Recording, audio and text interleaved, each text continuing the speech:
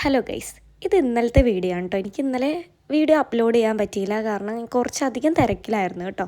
അപ്പോൾ രാവിലെ തന്നെ ഇത് എവിടെ ഓടിത്തുള്ളി പോകണമെന്ന് വെച്ചിട്ടുണ്ടെങ്കിൽ ലാലേട്ടൻ്റെ ഫിലിം ദൃശ്യം 3 കാണാൻ വേണ്ടിയിട്ട് പോവാണ് കേട്ടോ.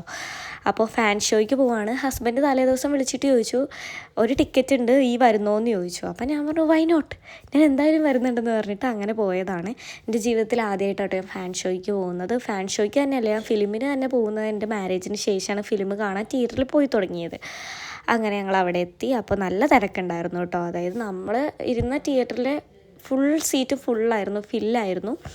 അങ്ങനെ ടിക്കറ്റൊക്കെ കിട്ടി നമ്മൾ ഉള്ളിലോട്ട് കയറാൻ പോവാണ് കേട്ടോ.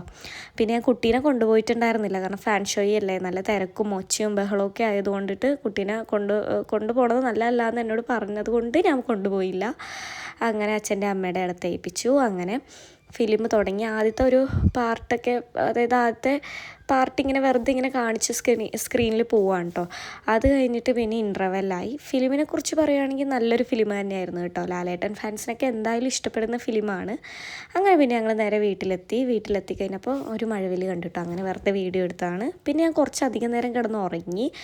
അതുകൊണ്ടിട്ട് ഉച്ചയ്ക്ക് കഴിച്ച വീഡിയോ ഒന്നും എടുക്കാൻ പറ്റിയില്ല കേട്ടോ. അത് കഴിഞ്ഞിട്ട് പിന്നെ വൈകുന്നേരം ഒരു അട, പിന്നെ ചായയും കുടിച്ചു.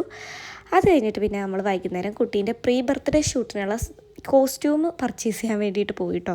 അതായത് ഞാൻ എനിക്ക് വേണ്ടിയിട്ടുള്ള കോസ്റ്റ്യൂം നേരത്തെ എടുത്ത് വെച്ചിട്ടുണ്ടായിരുന്നു. അപ്പോൾ കുട്ടിയുടെ തന്തക്കും കുട്ടിക്കുമുള്ള കോസ്റ്റ്യൂം നമ്മൾ എടുത്തിട്ടുണ്ടായിരുന്നില്ല. അപ്പോൾ അത് നോക്കാൻ വേണ്ടിയിട്ട് പോയി. അങ്ങനെ കുട്ടീനെ കൊണ്ടുപോയിട്ടുണ്ടായിരുന്നില്ല കേട്ടോ. അങ്ങനെ അവിടെ ചെന്നു.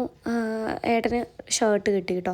ഷർട്ടും പാൻറ്റും വാങ്ങി. അത് കഴിഞ്ഞിട്ട് പിന്നെ വീട്ടിൽ നിന്ന് വിളിച്ചു. കുട്ടി ഇങ്ങനെ നിലവിളിക്കുന്നുണ്ടെന്ന് പറഞ്ഞു, കരച്ചിൽ സ്റ്റാർട്ട് ചെയ്തിട്ടുണ്ടെന്ന് പറഞ്ഞുകൊണ്ട് നമ്മൾ പിന്നെ ഓർത്തു അവളെ പോയി പിക്ക് ചെയ്തിട്ട് അവൾക്കുള്ള ഡ്രസ്സ് അവളായിട്ട് പോയി വാങ്ങാമെന്ന്.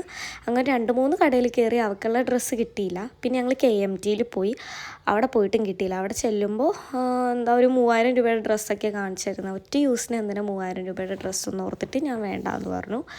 അങ്ങനെ പിന്നെ ഞങ്ങൾ നെഹദിയിൽ പോയിട്ട് മന്തി കഴിക്കാമെന്ന് ഓർത്തു കേട്ടോ. അങ്ങനെ നെഹദിയിൽ പോയി മന്തി കഴിച്ചു. അൽഫാം മന്തിയാണ് കേട്ടോ കഴിച്ചത്. അങ്ങനെ അവളെ ഞാനൊരു ബേബി ചെയറിൽ ഇരുത്തിയിട്ടോ, കാരണം ഇല്ലെങ്കിൽ അവളായിട്ട് നമുക്ക് ഫുഡ് കഴിക്കാൻ റിസ്ക്കാണ്. കാരണം എല്ലാം വലിച്ചിടും, നമുക്ക് കഴിക്കാൻ പറ്റില്ല. അതുകൊണ്ടിട്ട് അവളെ ഞാനൊരു സൈഡിൽ ബേബി ചെയറിൽ ഇരുത്തിയിട്ട് അവൾക്ക് പിന്നെ അവരൊരു ചെറിയ പ്ലേറ്റ് കൊണ്ടുവന്നു. അതിൽ ഞാൻ കുറച്ച് മന്തി റൈസ് ഇട്ട് കൊടുത്തു കേട്ടോ. അങ്ങനെ അവളിരുന്ന് കഴിക്കുന്നുണ്ടായിരുന്നു. ഞാൻ കഴിക്കുമെന്ന് ഒട്ടും എക്സ്പെക്റ്റ് ചെയ്തിട്ടുണ്ടായിരുന്നില്ല. പിന്നെ മന്തി റൈസൊന്നും അധികം കൊടുക്കണം നല്ലതല്ലല്ലോ.